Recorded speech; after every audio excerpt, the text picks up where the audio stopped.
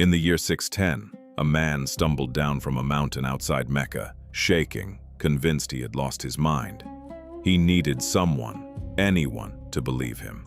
Not a crowd, just one person. And the first human being on earth to accept what he said was not a king, not a general, not a priest of the old gods. It was a woman. The second was a child. The third was a man who had once been another man's property.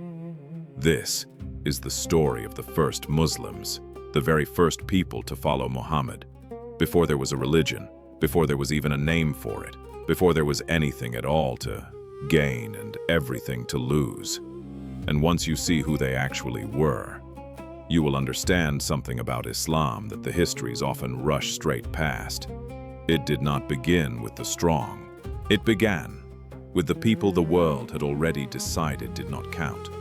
To feel the weight of that, you have to understand Mecca in the 7th century. It was a city built on hierarchy. Your worth was your bloodline.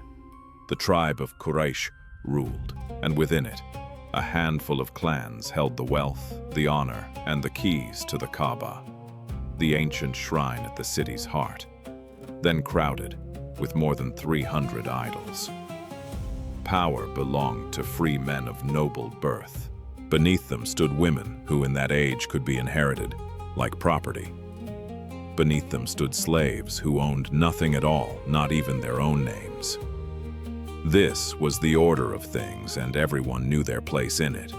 Then around the year 610, a respected 40-year-old merchant named Muhammad, a man the Meccans themselves called al-Amin, the trustworthy, went up a mountain to be alone and came back carrying words he swore were not his own. He did not run first to the powerful. He ran home, and in that home lived the 3 people who would become the first to believe. Start with the woman. Her name was Khadijah bint Khuwailid, and she was, by any measure, remarkable. A wealthy merchant, a widow who sent caravans the length of Arabia, respected enough that the noblest men of Mecca had sought her hand. It was Khadijah who had hired Muhammad years before, Khadijah who noticed his honesty on the trade roads, and Khadijah who proposed marriage to him. She was around 40, he was 25. So when he came home from the cave of Hira trembling, whispering, "Cover me, cover me," terrified that he was going mad, it was Khadijah who wrapped him in a cloak, held him until the shaking stopped, and steadied him with a simple certainty.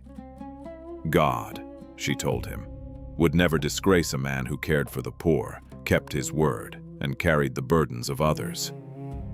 According to Ibn Ishaq, the earliest biographer of the Prophet, she believed in what he brought before any other soul on earth. The first Muslim in history was a woman, comforting a frightened man in the dark. Then came the child. In Muhammad's household lived a boy named Ali ibn Abi Talib, the son of his uncle. Years earlier, a famine had gripped Mecca, and Muhammad had quietly taken young Ali into his own home to ease his uncle's burden. So, the boy was raised at his side, almost as a son.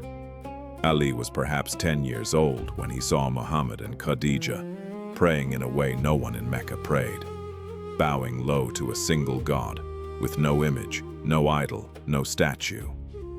He asked what they were doing, and after a night of turning it over in his mind, this child chose to believe. Islamic tradition remembers him as the first male and the first youth to accept the message. Picture it, the opening days of a faith that would one day touch a quarter of humanity, resting on a widow and a 10-year-old boy kneeling beside her. And then, the freed slave. Zayd ibn Haritha had been stolen as a boy in a tribal raid and sold in the slave markets of Arabia, ripped away from his mother and his home. He came into Muhammad's household as property, a gift from Khadijah, but Muhammad set him free. And when Zayd's own father finally traced him, years later, and came with ransom to buy his son back, Muhammad offered Zayd a choice no slave expected to be given: go home to your family, or stay. Zayd chose to stay. Muhammad took him by the hand, led him to the Kaaba, and declared before the men of Mecca that Zayd was now his son, a former slave, adopted as the child of a free man, in a world where such a thing was almost unthinkable. So when the message came, Zayd did not hesitate for a moment. He is remembered as the first freed slave to embrace Islam, and among the very first believers of any kind. Only after these three did a powerful free man of Mecca step forward. Abu Bakr, a wealthy, well-liked merchant who would one day lead the entire community after the Prophet's death. He believed, and he began, quietly, bringing others to the faith. But notice the order. Notice who came first. Not the chiefs, not the warriors, not the keepers of the Kaaba. A widow, a child, and a former slave.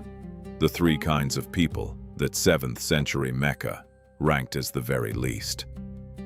The Quran would come to honor the earliest of the believers with a title of enormous weight.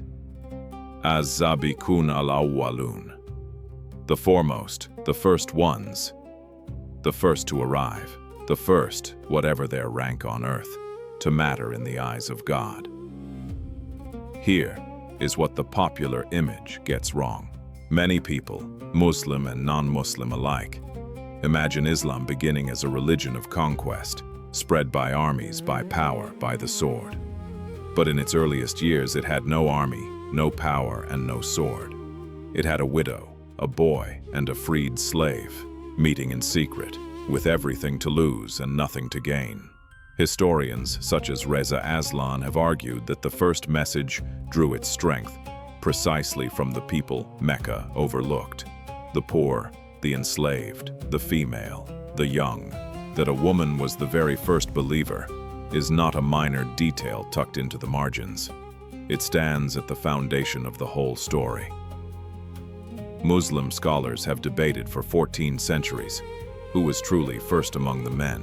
Some name Ali, some Abu Bakr, some Zayd.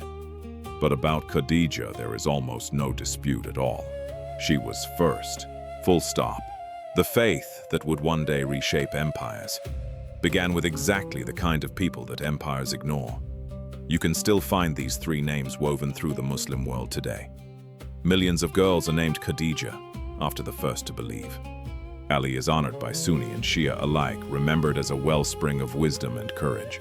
And Zayd, the freed slave, holds a distinction that no caliph, no king, and no scholar ever earned. He is the only companion of the Prophet mentioned by name in the Quran itself. Every single day, more than 1 billion people trace their faith back not to a conqueror, but to a widow who offered comfort, a child who asked a question, and a former slave who chose to stay. We like to tell the stories of religions as though they begin with great men, prophets, kings, conquerors on horseback. But this one began in a quiet house, with the three people the world had already decided did not count. A woman, a child, a slave who had been set free. They believed, when believing, promised nothing but danger. And centuries later, the powerful men of Mecca who first turned away are remembered, if they are remembered at all, as the ones who came late. The first to reach the light were the ones who had been left standing in the dark.